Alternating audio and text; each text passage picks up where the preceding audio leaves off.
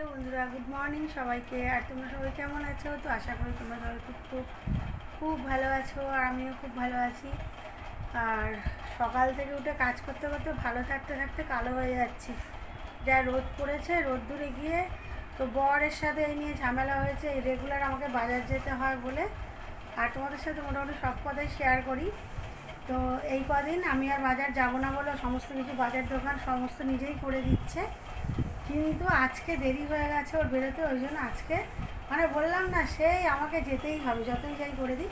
তো আজকে ওর দেরি হয়ে গেছে বলে আজকে আমাকে আবার সেই মাছ আনতে যেতে হয়েছে বাজারে। কাল যেহেতু মঙ্গলবার ছিল, আর মাছটা আগের দিন যা ছিল খেয়ে পরিষ্কার করে নিয়েছি, কারণ মঙ্গলবার ফ্রিজে আর মাছটা রাখবো না বলেই তো খেয়ে নিয়েছিলাম। তো সেই জন্য মাছটা ঘরে কিছু ছিল না। তো গেলাম, গিয়ে মাছ নিয়ে আসলাম। আর মাছ আনতে গিয়ে আমি সে আগের দিন তরমুজ এনেছিলাম, তোমাদের দেখা হয়নি। তো তরমুজটায় পুরো সাদা, যে তরমুজওয়ালা দাদা আসে সে আমি মানে টাইমের হয়ে যাচ্ছে। মেয়েকে যেহেতু স্কুলে পরীক্ষা ছিল, এই কদিন গেছি, মানে আমি যাচ্ছি তো উনি নেই, উনি আসছে তো আমি নেই, এই করে করে যাই হোক আজকে ধরেছি, ধরে তরমুজ ফেরত দিয়েছি। আর দিয়ে আজকে কী বলে আম নিয়েছি, পাকা আম। আর এত মিষ্টি হয়েছে, এত মিষ্টি আমটা কি বলবো। তো তোমরা আমার মতন কে কে আম খেতে ভালোবাসো অবশ্যই কিন্তু বলবে। আর ওটা তোমাদের দেখানো হয়নি, নেক্সট দিন দেখাবো। তো দেখবে ছোটোবেলা আমগুলোকে ফুটে করে চুষে চুষে মানে আমটাকে ঘষে নিয়ে তারপর এক জায়গায় জড়ো করে চুষে চুষে খেতাম। তো ওইভাবে আমি আর মেয়ে দুজনেই খেলাম, আর দুর্দান্ত মিষ্টি ছিল আজকের আমটা। তো বর এনেছিল সেদিন, আর আমি নিজের হাতেই প্রথম আজকে আম আনলাম। তো চলো মাছ কী কী এনেছি দেখাই, সেরকম কিছু আনিনি, তো চলো দেখাই। আর মেয়ের পরীক্ষা শেষ, কিন্তু কোথায় ঘুরতে ঘুরতে যেতে পারছি না, সেই জন্য মনটাও ভালো লাগছে না। বলো, সবসময় ঘরে থাকতে ভালো লাগে, আর ছুটি দিয়েও তো লাভও হয়নি যে কোথাও একটা নিশ্চিন্তে যাব, কারণ আবার প্রজেক্ট দিয়ে দিয়েছে আর পিডিএফও বাকি আছে। প্রজেক্ট করতে করতে গরমের ছুটি শেষ, তো ব্যাস এখানে এসব ট্যাঁটা ফুসফুস হয়ে যাবে। এখানে আজকে নিয়ে এসেছি কী বলে না, ওই সামুদ্রিক যেটা মৌরলা মাছ হয়, আর এটা খেতে তো আমার দারুণ লাগে, দারুণ মানে দারুণ দারুণ একদম। তো এটা একদম উচ্ছে আর শ্বশুর করে আলু দিয়ে করব। তো বাজারে ভাবছি একটু লোটে মাছ নেবো, কিন্তু এখন লোটে মাছ বাজারে দেখাই যাচ্ছে না একদম। তো দাঁড়াও, আর কি মাছ এনেছি দেখাচ্ছি। আর এখানে আছে রুই কাটা মাছ। তো আজকে পেটি ফেটি কিচ্ছু নিইনি। তো প্রথমে ভেবেছিলাম গোটা নেবো, আর গোটা নিলে না ওই একই মাছ না 2 দিন 3 দিন ধরে খেতে হয়, ওই জন্য নিইনি। আর না থাক, আমি এমনি 5-600 মতন নিয়ে নিই দাগা দেখে, তো শুধু দাগার পিসি নিয়েছি। আর এখন মাছে প্রচুর ডিম হচ্ছে বলে না পেটি পুরো পাতলা হয়ে যাচ্ছে, যত বড়ই মাছ হোক কাগজের মতন, তো ওই জন্য দাগার পিসি নিয়েছি। তো চলো এবার আস্তে আস্তে কাজ বাজ করি। আর ঘরে থেকে থেকে বোরিংও লাগছে, তো এবছর বোধহয় ঘোরাঘুরি কপালে নেই।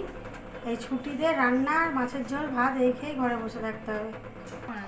এই যে মেয়ে বসে বসে প্রজেক্ট করছে, আর দেখো এক্ষুনি সবে বলছিল ক্যামেরাটা অন করার আগেই যে ঘরে বসে বসে আমার ভালো লাগছে না। সত্যি তো, ও বাচ্চা মানুষ, ওর কি ভালো লাগে? এই সারা বছর এত প্রেশার মাথার ওপর, ওদের স্কুলে প্রচুরই প্রেশার।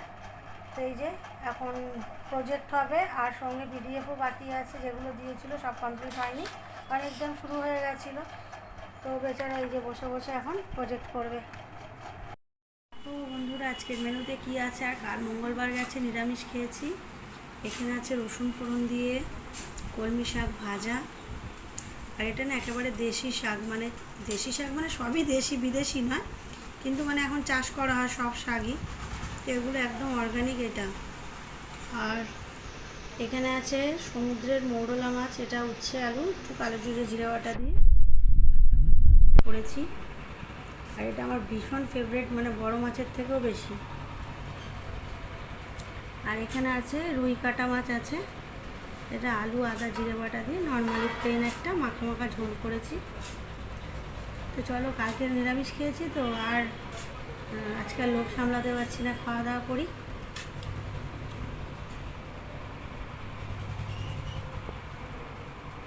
মেয়ে অধীর আগ্রহে এইটাকে খেয়ে দিয়ে উঠেছি, আর মুসলধারে যাকে বলে একেবারে বৃষ্টি নেমেছে, দেখতে পাচ্ছ। দাঁড়িয়ে ভিডিও করবো কি, আমার এখানকার কাজগুলো একটু জল পাচ্ছে, আর ভীষণ জোরে নেমেছে একদম, যাকে বলে পুরো মুসলধারে। তো জানি না ক্যামেরার কথাটা দেখাতে পারছি, তো আওয়াজ শুনে বুঝতেই পারছো প্রচুর জোরে নেমেছে বৃষ্টি। এই দেখো বৃষ্টি কাকে বলে। তো এখনও বর্ষা সেইভাবে আসেনি, কিন্তু ওই যে ঝড়টা আসছে এই ঝড়ের কারণে হয়তো আবহাওয়ার একটা পরিবর্তন, আর যা গরম দিয়েছিল বৃষ্টি হওয়ার দরকার ছিল। তো যাই হোক ঝড়ের জন্যই এত জোর বৃষ্টি নেমেছে। তো ঝড়টা এখনও ঢোকেনি।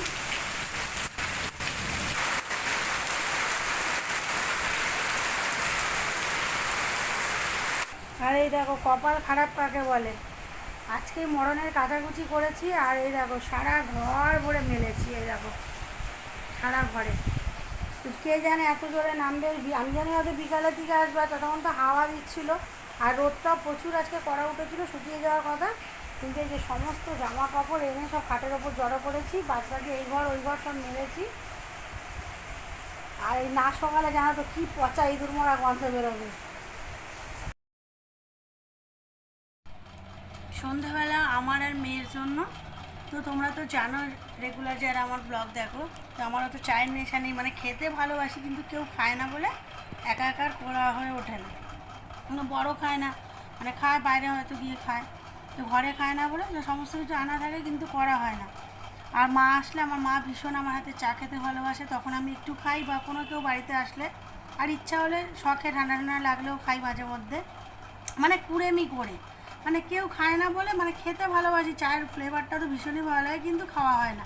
আর ছোটো থেকে আমি আমার ভাই মানে চাটা কোনোদিনই খুব একটা খাইনি, এই এখন একটু আধটু খাই বন্ধুবান্ধবদের সাথে স্কুলে গিয়ে মেয়ের।